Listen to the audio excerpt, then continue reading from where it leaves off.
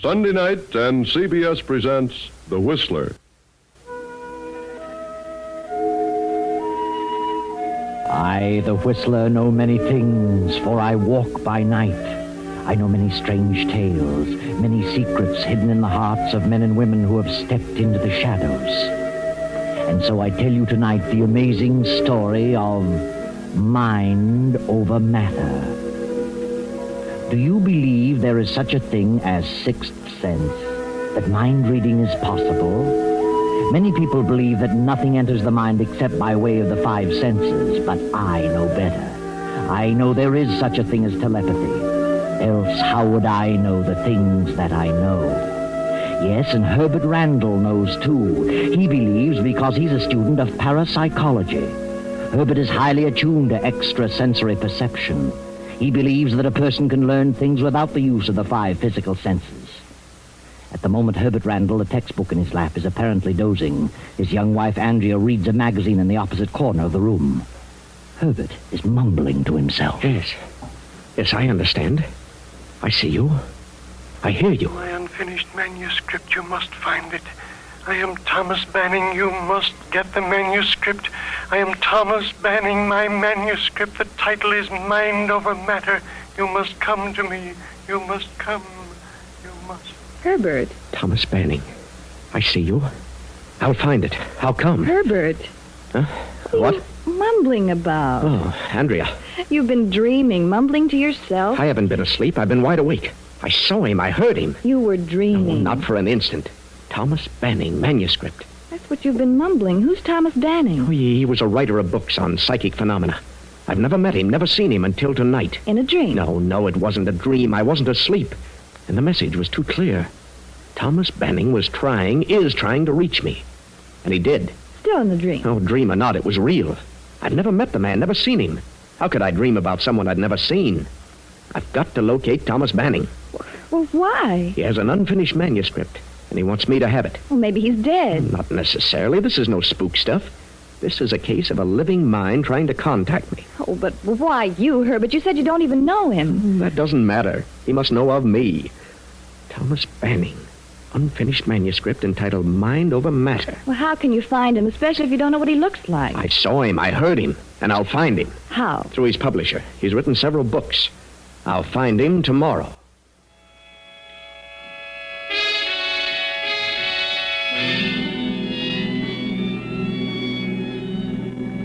So Herbert learns the name of the publisher of Thomas Banning's books, learns Banning's address in the country, and with Andrea drives to the place. As they near the estate, they stop at a gas station for further directions. Howdy, folks. What can I do for you? We're looking for the Thomas Banning home. Know where it is? Yep, I sure do. Why? We're going there. Well, it's a quarter of a mile ahead. First gate on the left-hand side. But not many people go there anymore. Why not? Well, miss, since the day Thomas Manning's brother disappeared, there's been strange things going on there. Oh, what strange things? Noises, weird howls and screams. People kind of think the place is haunted with William Banning's ghost. William was Thomas's brother. Oh, is William dead? Oh, nobody knows what happens to William. Just blew in from South America and a few months later disappeared. Have you heard the screams? Yeah, and what's more, I don't want even to talk about it. So long, folks. First gate on the left. Well, this really begins to sound interesting.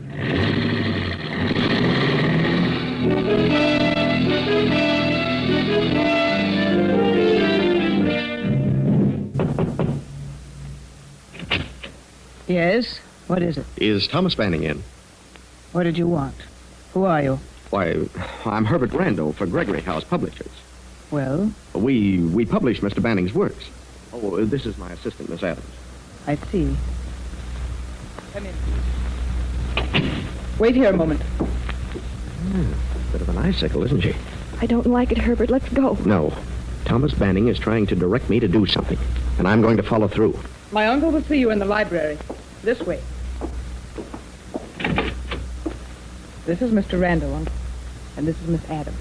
They're from your publisher, Gregory. Oh, well, come in. Sit down. This is my nephew, Bart. How do you do? How do you do? What did you want to see my uncle about? Why, I'd like to talk to him about that. What was it you wanted, Mr. Randall? You're quite free to speak in front of us, Mr. Randall. I attend to all his business. Don't I, Uncle Thomas? Yes. Yes, of course, Bart. What was it you wanted? Well, I'd rather talk to you alone, Mr. Banning. Come now. If it's about the publishing business, there should be no secret about that. No. This is your nephew, Mr. Banning? Yes, of course. And I'm his niece, Velma Banning. Are you quite satisfied, Mr. Randall? I guess so. Then get on with your business. Very well. When are you going to finish your manuscript, Mr. Banning? My manuscript? Yes, the one you haven't finished. Uncle has no unfinished manuscript. Oh, I know. I explained to Mr. Gregory that I hadn't started the proposed book and that I did not intend to write anymore. Well, Mr. Gregory was under the impression that you'd already started it. Well, no. That is... Uncle Thomas has given up writing. He's been having trouble with his eyes. This is rather an odd time of the night to be on a business call. Well, I'm sorry if I've inconvenienced you. Please accept our apologies, Mr. Banning. Quite all right, young man. I'm sorry I can't help you further. Help me? I'm sorry I can't write anymore. But if my eyes improve, I may be able to do something again. You understand? Yes. Yes, I think I do. Well, thanks for the interview, Mr. Banning. Good night. Good night, Mr. Randall. Come again later on. Good night. Good night. I'll show you to the door.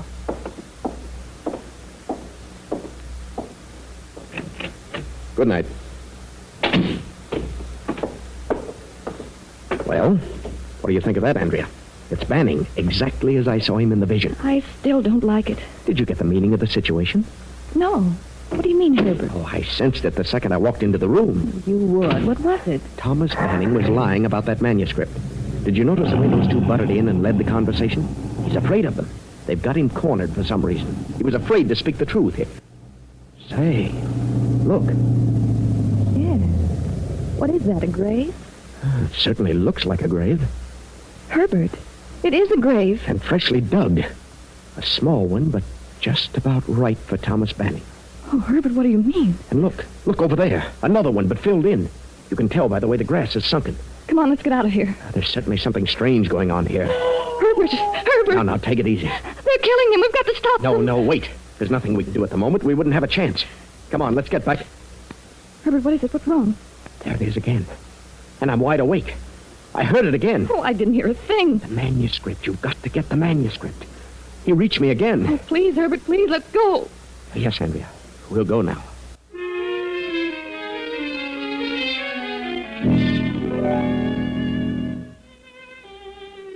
So Andrea and Herbert go home. Andrea goes to bed, but Herbert sits up, concentrating, waiting for another contact, another message. But Andrea, try as she might, cannot go to sleep. Please, Herbert, please come to bed. I can't go to sleep with you sitting there staring into space. Gives me the willies. Oh, I can't sleep. I couldn't possibly. Well, he may not appear again tonight. He doesn't have to appear. This is no spook business, I tell you. He can reach me instantly. Oh, please, Herbert, at least turn out the light. Very well. Sorry to upset you, darling. But I've got to follow this through. I've just got to.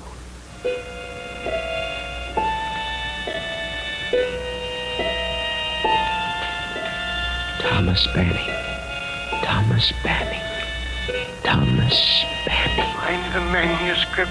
Mind over matter. Get the manuscript. You must get the manuscript. You must.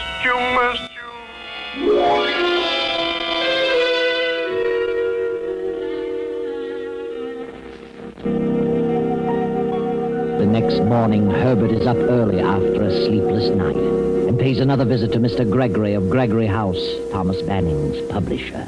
I'm Herbert Randall, Mr. Gregory. I was here yesterday to get the address of Thomas Banning. Yes, I remember. Well, I'm with the Parapsychology Laboratory of State University. We were interested in knowing if Thomas Banning is planning another book. Well, we've published all of his works and expected him to do another. About 6 months ago, he wrote us that he had one half completed and hoped to finish it shortly. And you've heard nothing further about it? Yes. I talked to him a few weeks ago and asked him what he intended to do about the new book. He said he'd abandoned the idea of any further writing because of his eyes. Said he hadn't even started on the book. Hadn't started it? But he told you previously that he had it half finished. Yes. He seemed reluctant to talk about it, so I dropped the subject. Don't like to say this, but it occurred to me that Banning was... Well, slipping a little. Mentally, I mean. Losing his mind, is that what you mean? Yes, Randall, so I thought it better to say no more about it. He seemed to be terribly depressed. Have you any idea what might have caused such a condition? No. It may have been brought on by the disappearance of his brother. I'd never met the brother, but he had come up from South America. Been living there for many years. A few months after his arrival, he'd vanished. That's all I know about it. I see. Well, thank you very much, Mr. Gregory. I guess we'll just have to forget about any further works by Thomas Banning. Good morning.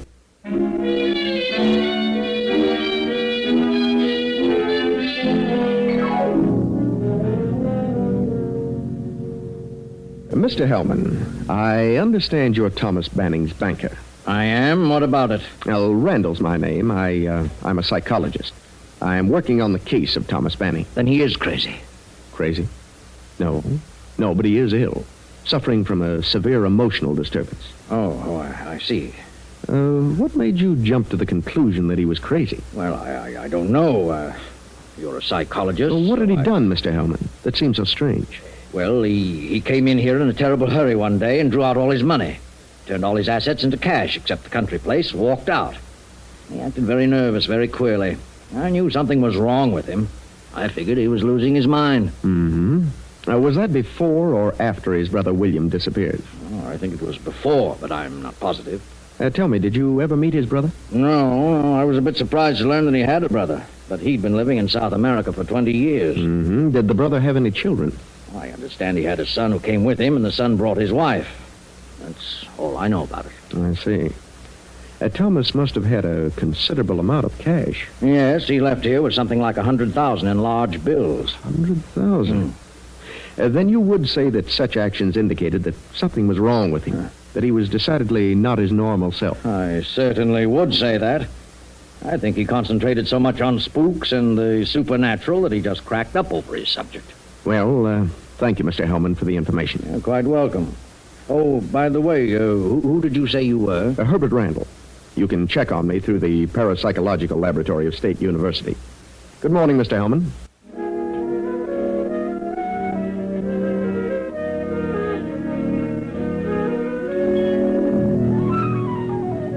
That evening, Herbert and Andrea drive once more to the Banning estate. They arrive, turn in at the gate, and as they drive up the lane... Herbert, look. Well, what do you know about that? That mound of earth is gone. The hole's been filled in. Good heavens, and they've already killed him. You're probably right. Oh, they're desperate, Herbert. They'll do anything. Let's don't go in there. No telling what they'll do. Please, Herbert, let's go back. Well, here we are, Andrea. Come on.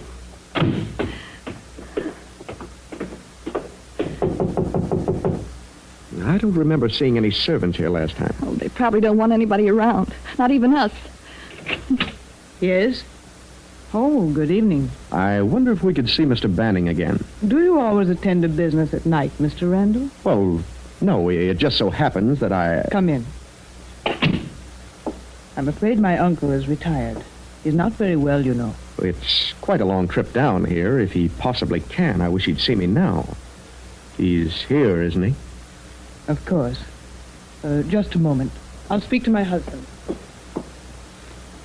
Be careful now, Herbert. Anything might happen. I know that. I'm prepared. I've got my gun. Will you step into the library? You stay out here, Andrea. Come in, Mr. Randall. Yes, come in, Mr. Randall. Mr. Banning. Good evening, Randall. Well, Oh, well, how are you? Didn't you come here to see Mr. Banning? Oh, yes, but You seem so surprised. What do you want this time? Oh, well, I want to talk a little further about the book. Couldn't I possibly see you alone, Mr. Banning?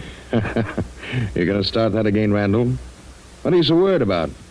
Go ahead and speak your piece. I'd prefer to talk with him alone. You're just a bit of a nuisance, Randall. Very well. I'd like to know why you won't finish your manuscript, Mr. Banning. He told you he hadn't started it because of his eyes. He could dictate it. He's too ill to concentrate on writing a book. Is that true, Mr. Banning? Well, yes, I have been ill lately. But if you hadn't started it, you'd have gone to the extent of completing the research for it. Your discoveries are important, Mr. Banning. We need them. If you'll just outline your research to me, I'll write it for you. You owe that to the profession. Uncle is in constant pain.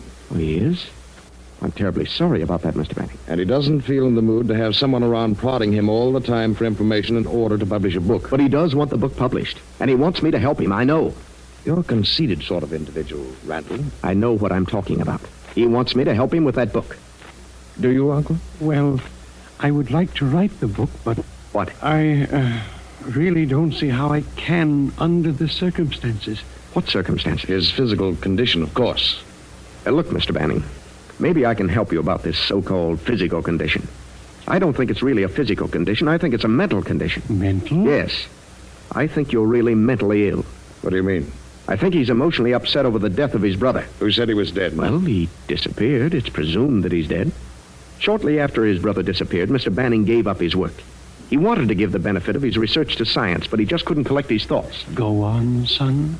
You loved your brother, and I'm sure that I can help you get at the root of your seeming trouble and enable you to finish your book. But he hasn't started it. Then I can help him start it and finish it.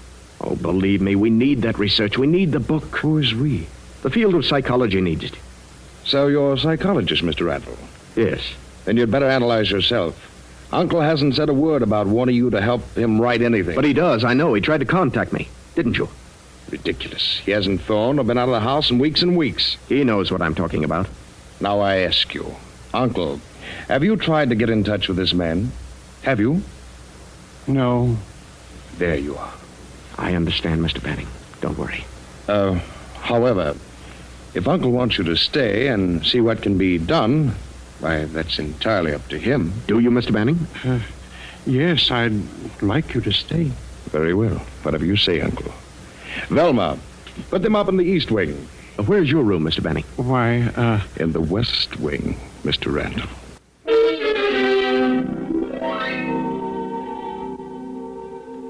The hours of the evening pass.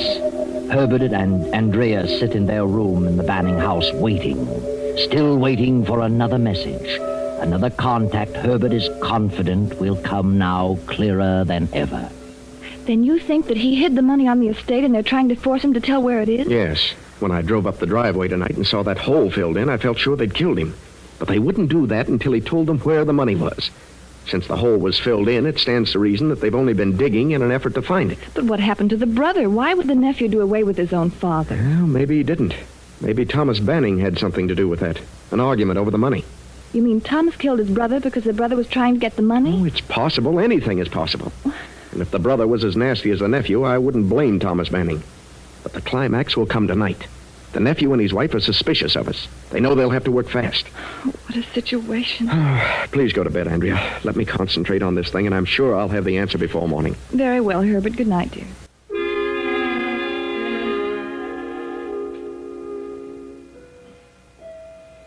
Now, long past midnight, Herbert, half asleep, sits in a big armchair in the bedroom in the east wing of the huge house. Then Herbert begins to stir. Herbert Randall, the manuscript. Mind over matter in the library, law's shelf on the right. Mind over matter, law's shelf on the right. Get it now, get it now, get it now. Library. Lower shelf on the right. Andrea. Oh, what is it, Herbert? I got it. I got the message. The manuscript is in the library. Lower shelf on the right. Come on, quiet now.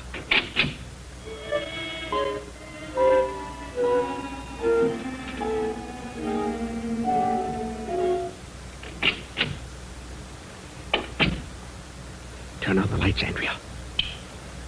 Lower shelf on the right. Here we are. Oh, I hope they can't see the light from the other wing. Please hurry. I'm frightened to death of all this. I wish we hadn't come here. Here it is. Look, here it is. Mind over matter. He did start it. And it's unfinished. Stopped at page 313. Then come on, let's get out of here before they catch us. Andrea. What is it? Look. Look, Andrea. Here in the middle of the script. Two $50,000 negotiable bonds. Good heavens. Negotiable bonds? Why, it's the same as money. Anybody can cash them. So that's what he did with his money. This is what those two were after. This is why he's been kept a prisoner. This is why they've been torturing him. Poor man. Come on. I'm going to the West Wing. Maybe we can slip into Banning's room without them knowing it.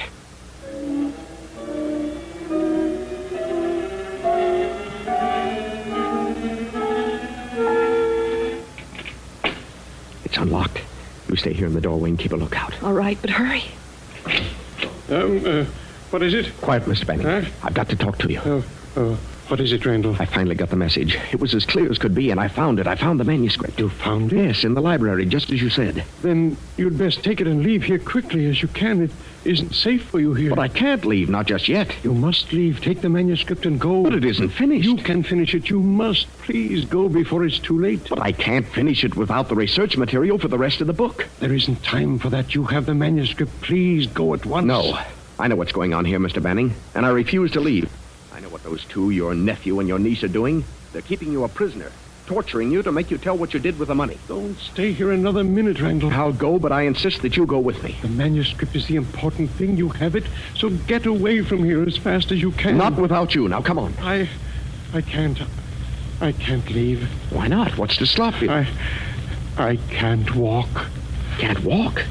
What do you mean? I can't move. They've been injecting something in my back. It paralyzes from the waist down. What? Then I'll carry you out of the place. Please go. They might hear you. I'll have the police here in a matter of minutes. Hello.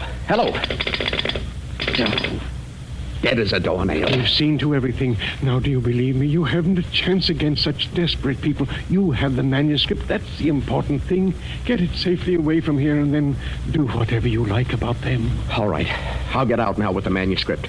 But I'll be back with the police in half an hour, sooner if possible. Yes, but please hurry, Randall. Come on, Andrea. Back to our room. Get our clothes.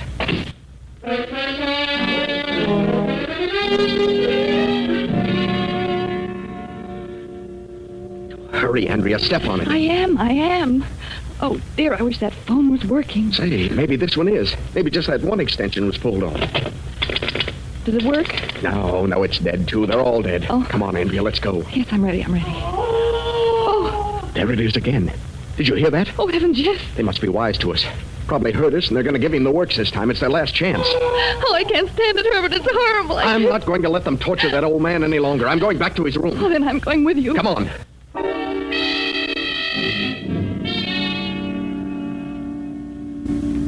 Careful now, Andrea. Stand back when I open the door. All right. Mr. Banning. Mr. Banning. Randall, why haven't you gone? You must go. I heard you scream. I can't go and leave you to be tortured to death. But the manuscript... Oh, hang the manuscript and the money, too. They'll be safe. Money? Yes, the bonds. Don't worry, I'll take care of them. You found the money? Yes, pasted in the manuscript. But I refuse to leave here without you. Andrea, take this manuscript and go back to our room and lock yourself in. I'm going to wait here for those two to come back. Do you hear me, Andrea? Yes, I hear. Well, then hurry. Herbert, Wait a minute, Andrea. did you hear that? Yes, I certainly did. It came from another room. The same scream. The same scream. What does it mean? Give me that manuscript, Andrea. Mr. Banning. Mr. Banning, Yes, son, yes. do you remember the number of the last page of your manuscript? No, I can't remember. I just can't. On this last page of your manuscript, you began a new chapter. There are 2 paragraphs here. The last paragraph says, in other words, there are certain positive relations and certain negative ones between extrasensory perception and other processes of the mind. Is that your last paragraph? Yes, that was the last paragraph. You must carry on from there. Get up out of that bed, Mr. Banning. You're lying. No, please believe You're me. lying. There are not 2 paragraphs here, only one. And the words I quoted are not here. They're from a textbook by Professor Rhine. Get out of that bed and start walking through that door. Herbert, do you know what you're doing? You see? He can walk. And don't make a false move, Banning, or I'll shoot. Now through that door and down the hall. Oh, All right, Banning. Open that door. Randall. Put up your hands, both of you. Now get away from that bed. Who is this man? Herbert, look. His hands and feet are tied to the bed. Yes. But take a look at his face. Why, Mr. Banning. Exactly. A little thin, but it is Mr. Banning. Untie him and be quick about it. Mr. Banning, can you hear me? Yes. You're Herbert Randall.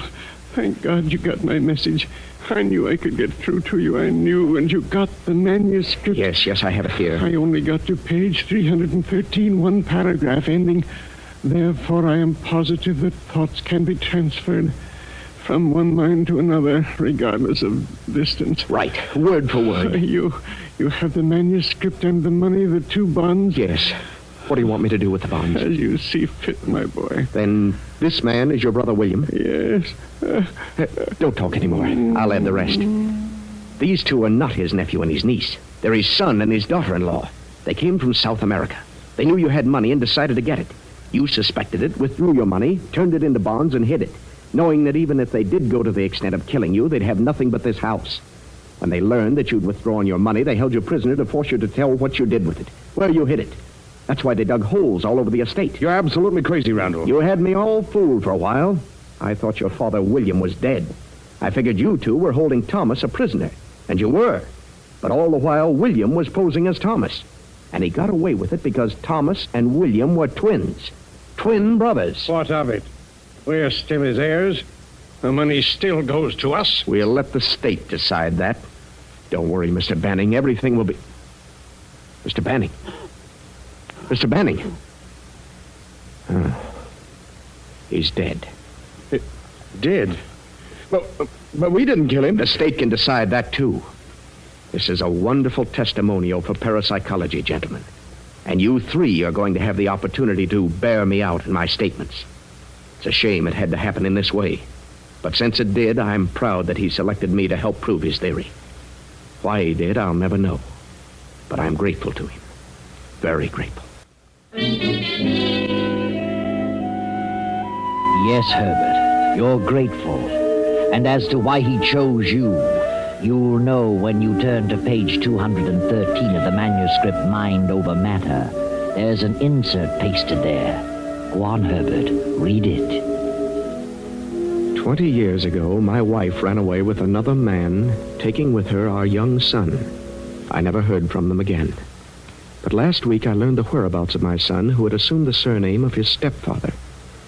Since my brother William has returned from South America, I fear for the safety of my life and my fortune.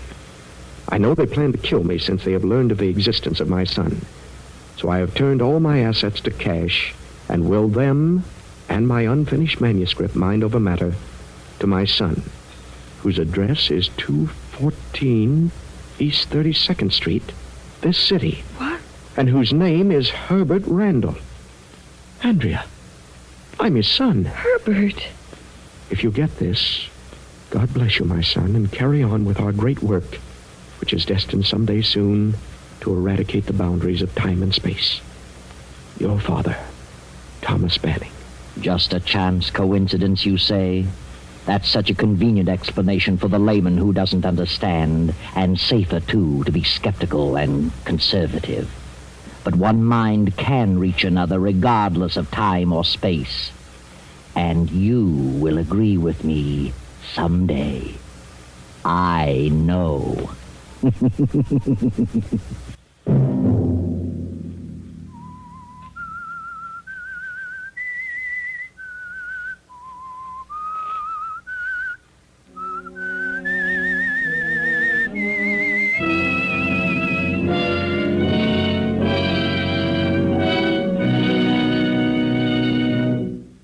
CBS has presented The Whistler.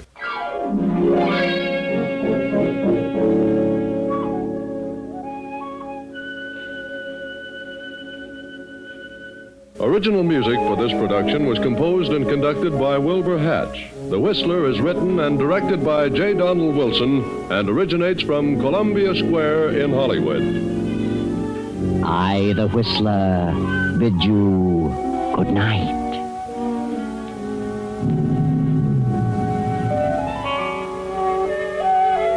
This is the Columbia Broadcasting System.